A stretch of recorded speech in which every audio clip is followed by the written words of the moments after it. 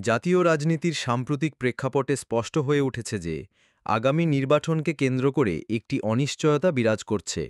বিশেষ করে নোবেল বিজয়ী ড মোহাম্মদ ইউনূসের আচরণ ও বক্তব্য থেকে প্রতীয়মান হচ্ছে ২০২৭ সালের আগে জাতীয় নির্বাচন অনুষ্ঠিত হওয়ার কোনো বাস্তব সম্ভাবনা নেই।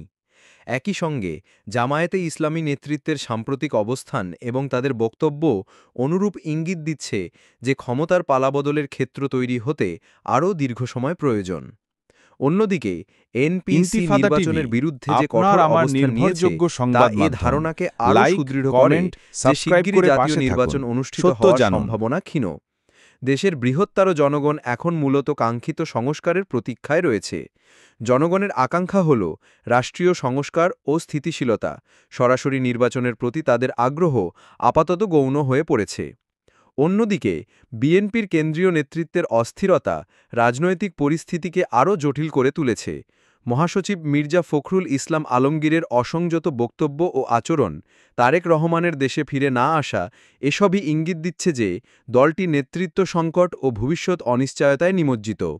তদুপরি তাদের তৃণমূল পর্যায়ের কর্মীদের বিরুদ্ধে চাঁদাবাজি, দখলদারিত্ব ও হত্যাসহ নানা অপরাধমূলক কর্মকাণ্ড জনমানসে নেতিবাচক প্রতিক্রিয়া সৃষ্টি করেছে। রাজনৈতিক বিশ্লেষকগণ মনে করছেন, দেশের পরিস্থিতি স্বাভাবিক না হওয়া পর্যন্ত এবং কাঙ্ক্ষিত সংস্কার কার্যক্রম পূর্ণতা না পাওয়া পর্যন্ত জাতীয় নির্বাচন আয়োজন সম্ভব নয়।